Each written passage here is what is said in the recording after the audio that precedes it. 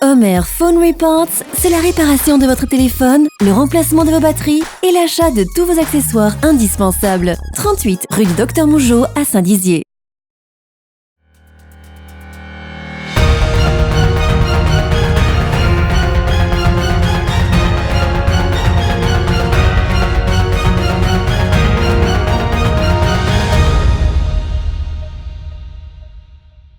Bonsoir à tous, jeudi 14 novembre, bienvenue dans votre journal et à la une ce soir, le top départ pour le festival de la photo de Montier-en-Der qui est désormais ouvert au public.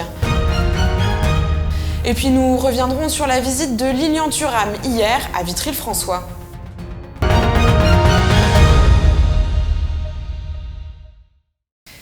Et l'on débute ce journal avec cette information de la préfecture de la Haute-Marne. Une dépouille de grand canidé qui présenterait toutes les caractéristiques d'un loup a été retrouvée dans le département.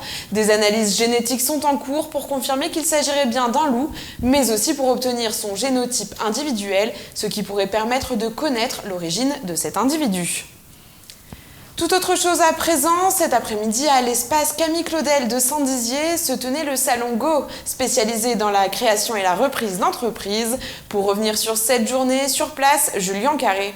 Cette journée s'est très bien déroulée. Nous avons eu beaucoup de participants, des publics qui pouvaient venir à la fois du milieu scolaire ou du milieu de formation, mais on a eu aussi des chefs d'entreprise, des porteurs de projets. On a eu un public très varié qui a répondu nombreux à notre invitation. L'objectif, c'est de gagner en clarté dans le projet parce qu'ici, ils peuvent rencontrer tous les interlocuteurs de la vie de l'entreprise, donc de l'idée au développement de l'entreprise. Chaque interlocuteur va leur permettre d'avancer sur le projet. Et je vous le disais en titre, le festival de Montier-en-Der a été inauguré cet après-midi. Antoine Regnault et Nicolas Fontaine étaient sur place pour vous. 2000 photos, 15 sites d'exposition, 100 photographes, voilà ce qu'il vous attend au Festival international de la photo animalière et de nature de Montier-en-Der jusqu'à dimanche. Un thème, celui de la forêt, qui fait écho à la biodiversité, mettant en avant la beauté de notre planète, mais aussi ses fragilités, comme l'indique l'ambassadeur français à l'environnement. C'est très beau ces photos qu'on voit ici, d'animaux sauvages partout dans le monde. Les gens qui voient ça, évidemment, ils ont une émotion. Ils sont sensibilisés et derrière, le festival adresse un message. Le message, c'est de dire que la biodiversité est en danger. Elle est très en danger en réalité.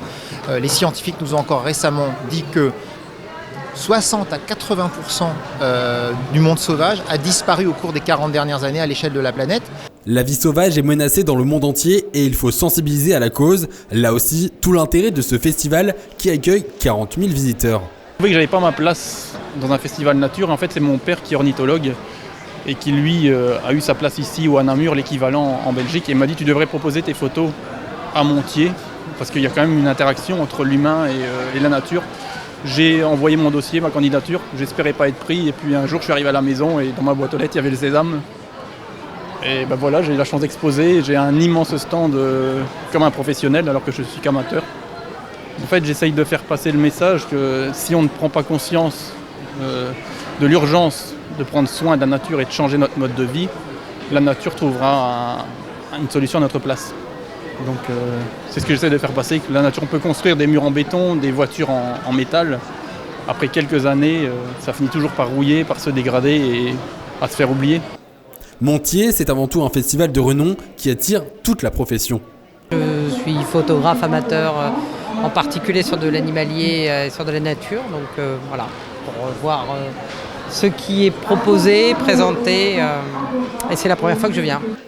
Jusqu'à dimanche soir, les festivaliers peuvent donc assister à de multiples conférences et tables rondes, visiter de nombreuses expositions, participer à des ateliers en lien avec la nature.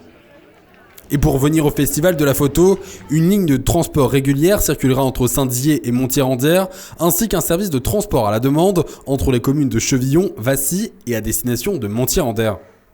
Enfin, pour les bragards ou vitrias qui souhaitent apercevoir des clichés du festival sans s'y déplacer, des photos primées sont exposées dans des lieux très fréquentés, comme à la gare de Saint-Dizier, mais aussi dans le hall des supermarchés et sous les halles de Vitry-le-François. Une action d'envergure pour la sensibilisation de l'opinion publique à la cause environnementale. Hier, à Vitry-le-François, le terrain de football du stade Fabien Giloni a été inauguré par un invité de marque, le footballeur international Lilian Thuram, Nicolas Fontaine et Linda Benaïssa. Le tout nouveau terrain synthétique du parc Omnisport Fabien Giloni a été inauguré ce mercredi en présence du footballeur Lilian Thuram, champion du monde en 1998, et il portera son nom. Plusieurs centaines de personnes et de nombreux joueurs du Vitry Football Club étaient présents. C'est une grande responsabilité en fait, c'est-à-dire que quand il y a des personnes qui choisissent votre nom, ça veut dire que vous représentez quelque chose. Et donc c'est vrai que c'est beaucoup d'honneur et de responsabilité pour être toujours, en accord avec ce que les gens pensent de vous et surtout le message que vous véhiculez pour les enfants. Et donc j'espère que ces enfants, que ces parents qui vont venir ici, vont être contents que la mairie ait choisi mon nom. Devant la plaque inaugurale, Jean-Pierre Bouquet, maire de la ville, a fait le lien entre le parcours du jeune espoir cycliste Fabien Giloni, mort assassiné alors qu'il se préparait pour les JO de 1996, et les valeurs profondément humanistes incarnées par Lilian Thuram. Les personnes, sportives ou non, qui ont une visibilité, ils doivent prendre position. Mais je pense qu'il faut éduquer aussi tout un chacun à prendre position. Très souvent, vous savez, on regarde et on laisse faire.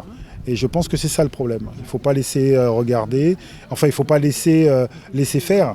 Il faut intervenir pour dire voilà, je ne veux pas adhérer à une société qui va dans la direction où est-ce qu'on voudrait nous faire croire que la violence est légitime. La municipalité se montre ravie de ce nouvel équipement qui représente pour elle un budget de 300 000 €. Cet équipement est promis depuis de longues années. Il va surtout permettre aux clubs locaux de pouvoir s'entraîner de belle façon. On va pouvoir l'utiliser pour les scolaires, pour le lycée, pour le collège. Il y a différentes activités qui vont pouvoir être pratiquées dessus. Donc voilà, c'est une grosse réussite. Et puis je pense que ça va beaucoup favoriser la vie sportive sur Vitry. Le lien de complicité entre l'auteur du doublé décisif lors de la demi-finale contre la Croatie et les jeunes générations, pas né encore au moment de son sacre, est prégnant grâce à l'implication constante de ce sportif au service de la transmission des valeurs fraternelles et citoyennes. Preuve en est encore sa présence le matin même pour un temps d'échange sur le site de l'exposition qui se tient actuellement à Vitry contre les discriminations. C'est pas de la tolérance en fait, c'est tout simplement réfléchir à savoir est-ce qu'il est juste qu'on juge quelqu'un par rapport à sa religion. Est-ce que c'est juste qu'on juge quelqu'un sur le fait que ce soit une femme ou un homme ou selon sa couleur de peau? Il faut simplement dire aux enfants que c'est pas juste et qu'il faut faire très très attention à ne pas tomber dans ce piège. C'est sur la dimension incontournable d'une valeur simple mais terriblement efficace que le sportif a clôturé sa visite, celle du jeu. En règle générale, vous savez, ce qui est très intéressant dans le sport ou dans le sport collectif, c'est que vous acceptez l'autre comme il est. Et vous savez que pour faire équipe, il faut aussi vous mettre à disposition des autres. Il faut être à l'écoute de l'autre. Et c'est comme ça qu'on grandit intelligemment. Et c'est vrai que dans la société, parfois, on oublie que nous faisons partie d'une équipe, que nous faisons partie d'un groupe et que chacun aussi a le droit d'être ce qu'il est. France 98 est rentré dans l'imaginaire collectif, c'est-à-dire ce n'est même plus une question de génération, c'est-à-dire que de génération en génération, les parents, les grands-parents racontent cette victoire-là parce qu'encore une fois, ça a été plus qu'une victoire en fait, ça a été un moment de bonheur total et chacun qui a pu vivre cette Coupe du Monde en tant qu'adulte ou enfant, sait exactement où il était à ce moment-là et c'est des réels moments de bonheur et on a besoin de ça parce que l'être humain fonctionne avec des émotions. À n'en pas douter, et qu'ils soient de futurs champions ou non, les jeunes et moins jeunes qui fouleront ce terrain seront probablement heureux de savoir qu'ils disposent désormais d'un terrain de jeu digne de ce nom. Et c'est la fin de cette édition. Merci à tous pour votre fidélité. Tout de suite, vos prévisions météo de demain. Toute l'actualité qui vous concerne, à voir ou à revoir, dès maintenant sur puissancetélévision.fr et sur notre application mobile.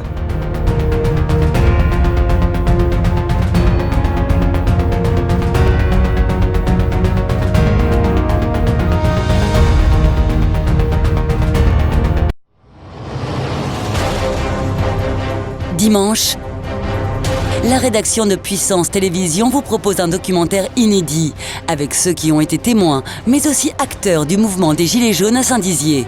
La politique, on n'y croit plus. Ça fait 40 ans que la politique, c'est terminé. Le personnage visé, c'était le chef de l'État. On pensait que 3-4 jours auraient suffi en fait. À chaque rond-point, à chaque heure, c'était différent. Un an après, comment en est-on arrivé là?